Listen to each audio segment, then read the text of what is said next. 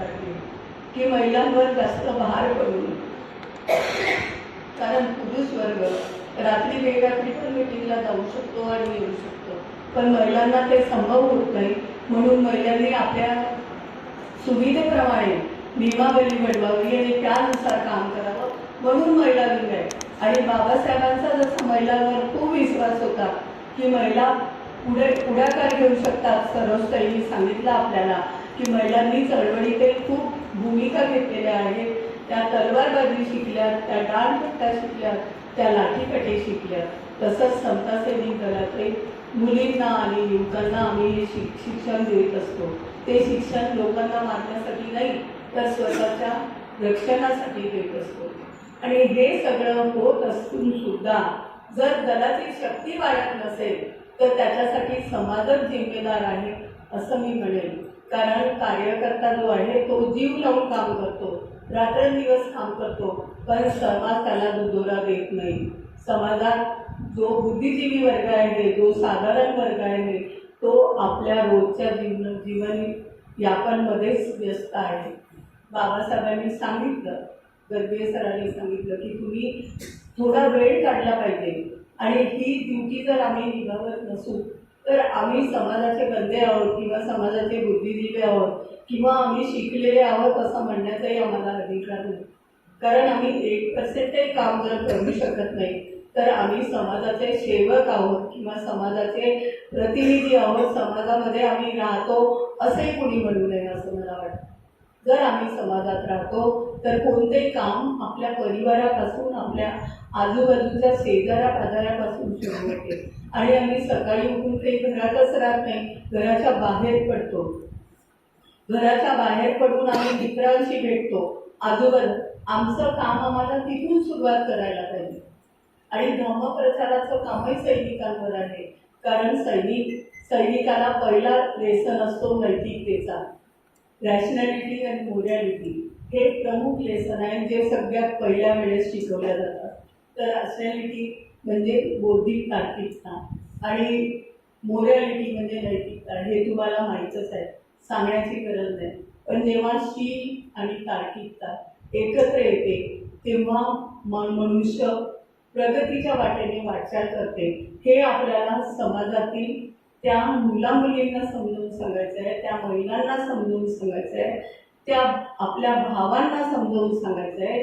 जे शोषित आहे, जे पीडित आहे, जे आपल्या वेदना सांगू शकत नाही त्यांच्यापर्यंत जायचं आहे. हे समता सैनिक दलाचं काम आहे. आपण इतिहास खूप वाचतो, इतिहासाचे पुस्तकं विकत घेतो, पण ते कृतीत आणण्यासाठी कोणीच पुढे येत नाही. ही खंत आहे. माफ करा, पण ही खंत आहे. आणि ही खंत कशी दूर करता येईल हे इथे बसलेल्यांनी प्रत्येकाने विचार करायचा आहे. कारण आपण 10% पण वेळ देऊ शकू तर हे संघटन आणखी मजबूत होऊ शकते आणि घराघरापर्यंत जाऊ शकते. बाबासाहेब म्हणतात 18 वर्षाचा मुलगा झाला की त्यांनी दलाचं मेंबरशिप घेतलं पाहिजे. बुद्धाच्या काळातही शाक्य संघाचा नियम होता की 18 वर्ष झाल्यावर बरोबर ती सदस्यता घेत होते. मग आमच्या समाजाला कळत नाही का? आंबेडकर फार्समध्ये किती एम ए करून राहिले तुम्ही लोक, झालेही असतील किंवा PhD केली असेल, पण तुम्हाला कळत नाही का हे की बाबासाहेबांनी सांगितलं त्याच्यावर कृती पण केली पाहिजे. नुसतं वाचून चालणार नाही तर कृती येण्यासाठी आमचे नातवंड आहेत, आमचे मुलं आहेत, आमच्या आजूबाजूच्या परिसरातील मुलं आहेत, त्यांना आम्ही दलाकडे वळवलं पाहिजे. हे कोणाला वाटते सांगा बरं? इतके लोक बसते आहेत, पण मी जबरदस्ती करणार नाही. माझं काम आहे विचार ठेवणं आणि विचार करणं हे तुमचं काम आहे. कारण मी तुम्हाला हे देऊन जाणार आहे की तुम्ही विचार करा आणि यावर काहीतरी तोडगा काढा. कारण महिला पण बरोबरीने काम करतात, सर्वस्तांनी सांगितलं. आणि आम्ही महिलांवर अत्याचार झाला तर आम्ही आधी शोध घेतो की खरंच त्या महिलेची चुकी आहे का, किंवा जो अत्याचार करणारा आहे तो खरंच हरामी आहे का, किंवा तिचा विनयभंग झाला तर तो खरोखरच झाला का. कारण फ्रॉड केसेस खूप येतात, म्हणून आम्ही इन्क्वायरी करतो आणि मग त्याच्यामध्ये हात घालतो. ही बौद्धिक तार्किकता आमच्यामध्ये आली कुठे? आम्ही काही खूप मोठं लिडर आणि खूप शिकल्या सवरल्या आहोत का? नाही. हे बाबासाहेबांनी सांगितलेल्या विचारातून आली की आधी आपण शोध घेतला पाहिजे की काय होऊन राहिलं नक्की, तेव्हा त्याच्यात हात घातला पाहिजे आणि त्याच्यामुळे आम्हाला यश येतं. यश केव्हा येतं, जेव्हा आम्ही शोधून काढतो की खरं कारण काय आहे आणि खरंच कोणावर अन्याय होत असेल तर आम्ही रात्री बेरात्री जायला देत नाही आणि आमच्या महिला अगदी घरचे कामं करून, तुम्हाला आश्चर्य वाटेल, पहाटे उठून आम्ही स्वयंपाक पाणी करून बाहेर गावी जातो आणि तिथून 6, 6:30, 7 वाजेपर्यंत घरी येऊन संध्याकाळचा स्वयंपाक करतो. आमची मुलं पण शिकतात. आमच्या परिवारातही आई वडील आहेत.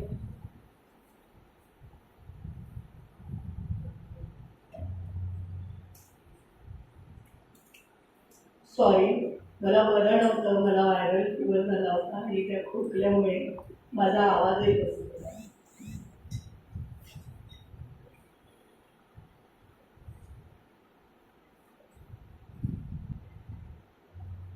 तर अशा पद्धतीने आपण दलाचं काम जे आहे ते व्यवस्थितरित्या पार पाडू शकतो. आपली जीवनशैली जी आहे त्याप्रमाणे काम करू नये. कारण आता उत्सव खूप सुरू झाले समाजात. गार्डनमध्ये उत्सव होतो, मित्र मंडळी करतात, विहारांमध्ये होतो आणि महिलांचे खूप ग्रुप आहेत. त्या पण वेळोवेळी पिकनिकचं बनवतात, काही पण म्हणजे प्लॅनिंग करत असतात आणि त्यामध्ये जर आपण हा विचार एक ठेवला तर आपल्यासोबत नक्कीच लोक येतील आणि लोक हे असं काम करायला तयार होतील. आणि जर सगळ्यांनी काम करायला तयार झालं तर समता सैनिक दल मजबूत होण्यापासून कोणीच रोखू शकणार नाही असं मला वाटते. आता 100 वर्षात तरी आम्ही हे काम म्हणजे सुरू केलं पाहिजे आणि हेच मी सगळ्यांना अपील करू इच्छिते की तुम्हाला सदस्यता घ्यायची असेल तरी आपण कार्यक्रम झाल्यावर खाली भेटू शकतो आणि त्याची पण डिटेल माहिती आम्ही तुम्हाला देऊ शकतो. तर समता सैनिक दल फक्त एक स्वयंसेवी सामाजिक संघटन नाही तर वस्तुतः बाबासाहेबांच्या समाजाच्या आंदोलनाचे रूप आहे. तुम्ही समता सैनिक दलाचा इतिहास आता सरांकडून ऐकलेला आहे. तर एक असे संघटन आहे जे वैचारिक स्पष्टता, सामाजिक प्रतिबद्धता आणि कठोर अनुशासनावर आधारित आहे. हीच एक गोष्ट दलामध्ये की तुम्हाला अनुशासन आणि शिस्त शिकवल्या जाते आणि अनुशासन आणि शिस्त हे एका मनुष्यासाठी खूप आवश्यक असते. जर तुम्हाला कोणतेही म्हणजे शौक असेल, युवकांना शौक असतात, युवक भटकतात, ह्या सगळ्यापासून त्यांना थांबवणं, युवा महिलांना थांबवणं हे महत्त्वाचं काम आहे आणि हे समता सैनिक दल करत असते.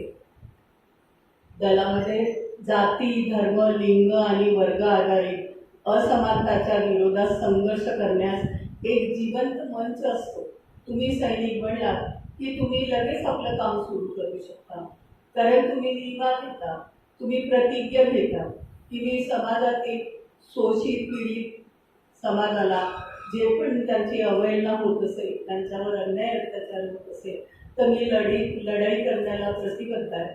आणि ह्या प्रतिज्ञेमध्ये इतका दम आहे की जेव्हा तुम्ही प्रतिज्ञा घेता तर तुमचं मनही कळवळून येतं की समाजामध्ये शोषित समाजावर झालेल्या अन्यायासाठी मी कमीत कमी उभं राहिलं पाहिजे. एक व्यक्ती जर काम करत आहे तर त्याच्यामागे उभं राहणं माझं कर्तव्य आहे. कारण संघटन ही एक शक्ती इतकी मोठी असते की संघटन कोणतेही कार्य करू शकते, एकटा माणूस नाही करू शकत, तो दुबळा पडतो. तर बाबासाहेबांनी ज्या सामाजिक क्रांतीची परिकल्पना केली होती त्यात अनुशासन आणि नैतिकतेला केंद्रीय स्थान प्राप्त ठेवलं आहे. केंद्रीय स्थानात ठेवलं आहे त्यांनी की अनुशासनता आणि नैतिकता व्यक्तीमध्ये असणं खूप आवश्यक आहे. समता सैनिक दल याच अनुशासनाला सामाजिक चेतनेसोबत जोडतो. सामाजिक चेतना समाजात कशी येईल? सामाजिक चेतना आता आहे असं आपण म्हणू शकत नाही, 100% नाही म्हणू शकत. कारण आपण वैचारिक लोक, आपण पेपर वाचतो, न्यूज ऐकतो, पण जो आपला समाज मजदुरी वर्गाला जातो त्याच्यामध्ये सामाजिक चेतनेची खूप कमी आहे आणि ती गोष्ट आपण समाजाला देऊ शकतो. हे सगळ्यांनी निर्धार केला पाहिजे आणि दलाची शक्ती वाढवली पाहिजे आणि व्यक्तीला एक जागरूक नागरिक संघटित कार्यकर्ता आणि समाज निर्माणाच्या रूपात विकसित करणे काळाची गरज आहे.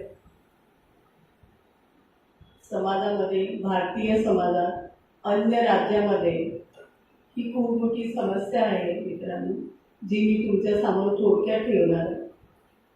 अन्य राज्यामध्ये समाजात जी संरचना आहे त्यात संविधान लागू झाल्यावर पण सामाजिक समानता स्थापित झालेली नाही. तुम्ही पेपरमध्ये वाचत असाल, न्यूजमध्ये बघत असाल आणि कधी कधी तुमच्या समोरही अशा घटना घडत असतील की चित्र कसं आहे तिथलं, जातीवाद आहे, पितृसत्ता आहे, आर्थिक शोषण आणि सामाजिक बहिष्कार आज पण विविध रूपात दिसून येते.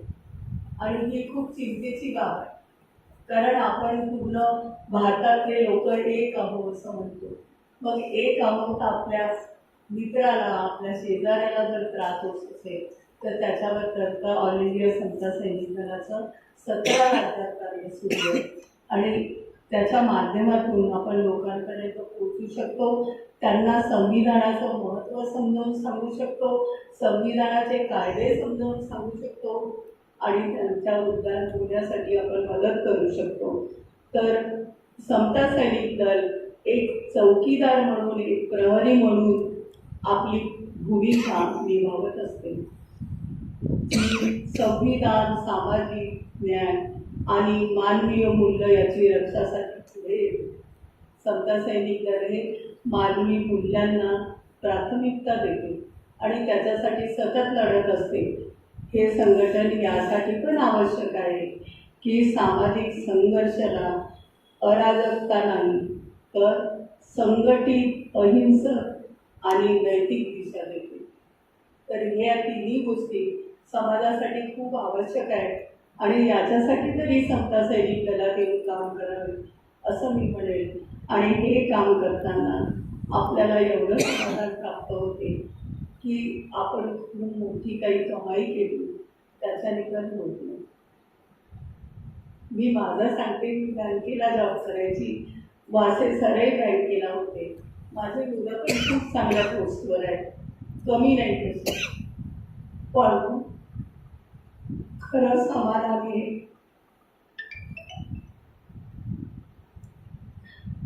कार्यान्वित.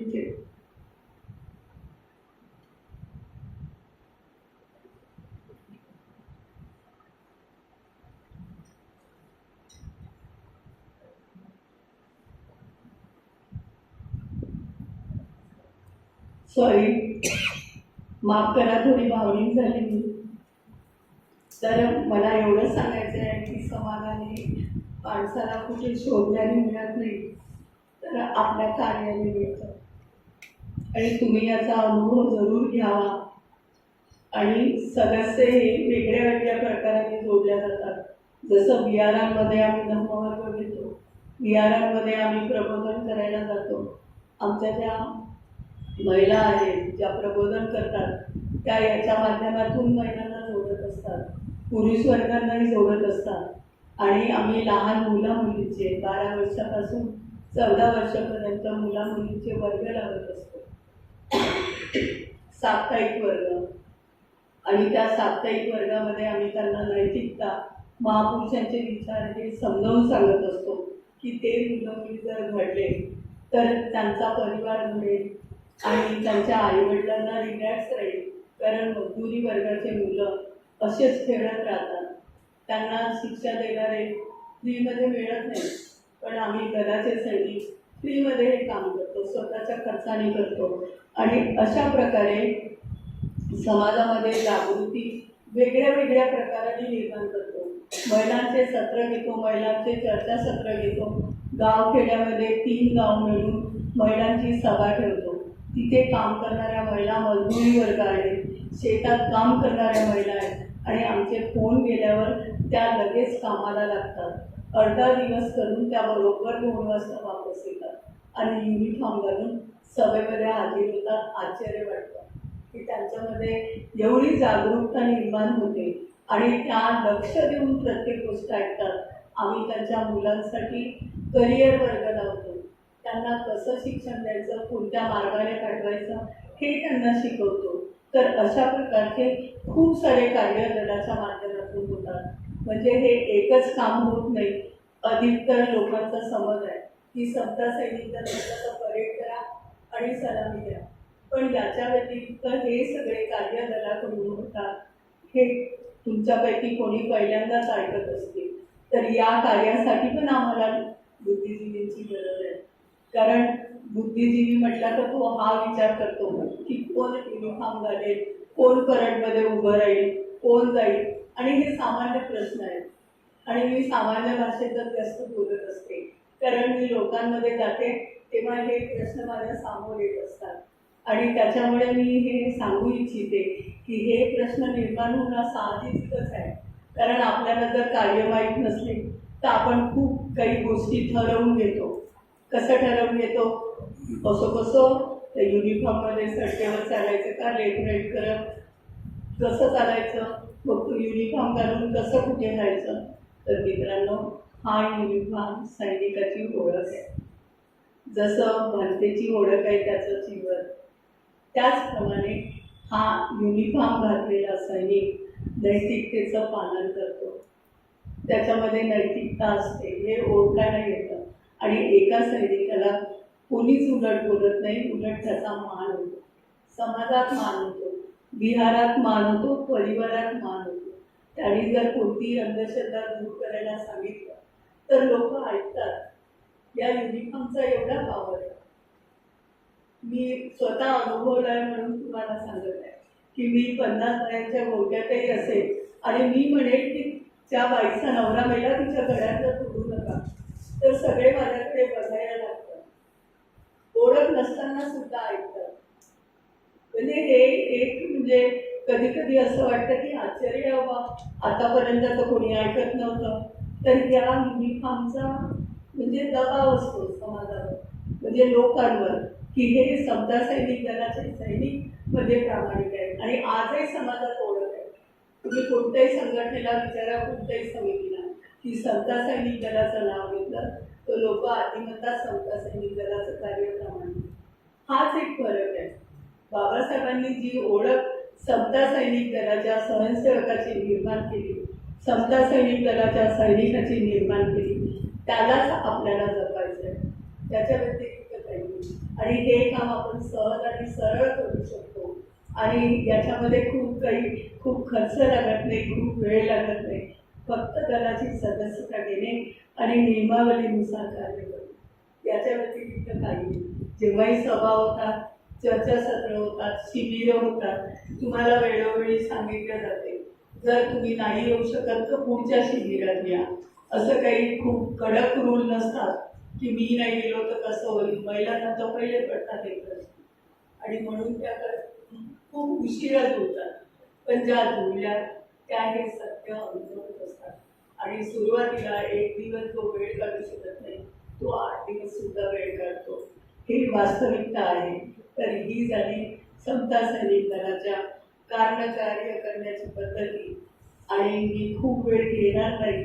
मी आधीच सर्वांना म्हटलं होतं की मी शॉर्टमध्ये बोलेल, कारण मी वर्ग घेत असते आणि ते वेगवेगळ्या विषयावर, आणि ज्या लोकांमध्ये मी काम करते त्यांच्या भाषेमध्ये त्यांना समजावून सांगणं हाच माझा प्रयत्न असतो.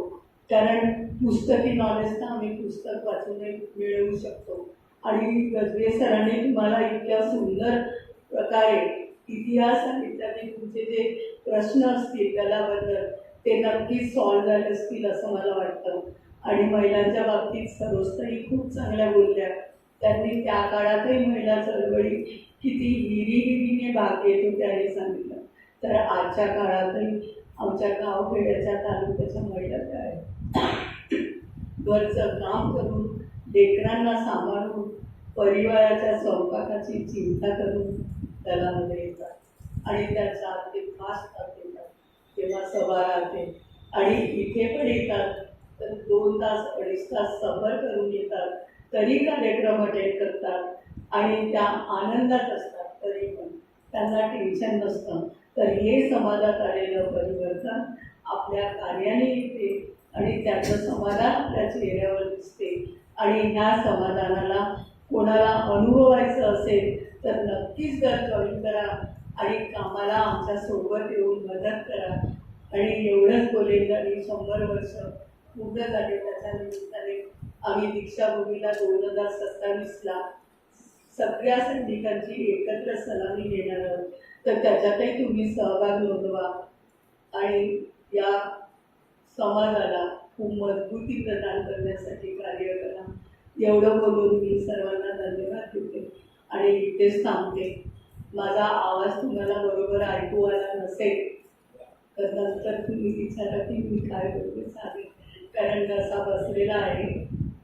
तरी सर्वांना जय भीम, नमो बुद्धाय करते आणि इथेच थांबते.